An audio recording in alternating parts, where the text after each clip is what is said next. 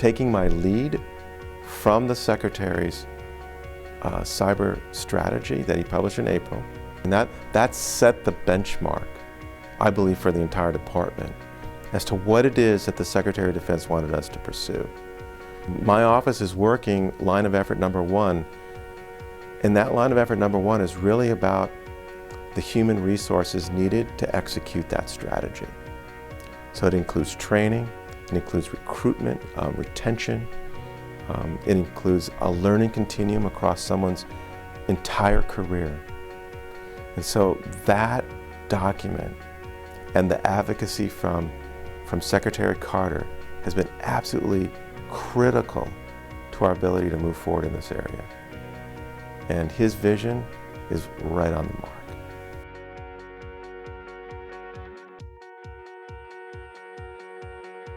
As I started to look at the supply and demand side of this issue, I said, when was the last time we had to deal with a really disruptive piece of technology? And I would argue that is aviation.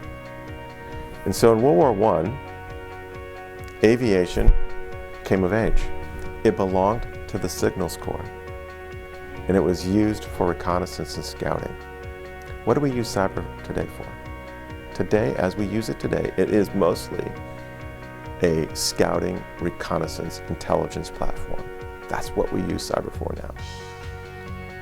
Between World War I and World War II, there was a realization both by not only the American military, but the European militaries, that aviation was more than an intelligence platform that belonged to the Signals Corps.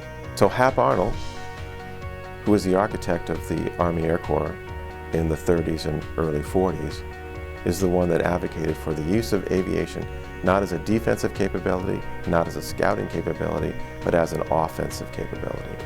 And I would argue that cyber needs to be looked at in the same way that we looked at aviation as a disruptive technology.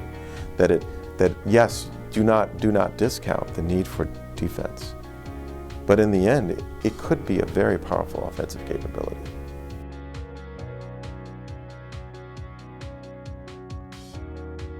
There's about 1,000 people in the country, in this nation, that are really at the level of practitioner that we're looking for. If you had to set a goal or a vision for how many people you wanted, you could probably look to that aviation example and say, well, that 1,000 number should probably be around 100,000. And part of the reason for that is 85% of the infrastructure that this nation needs to protect is in the private sector.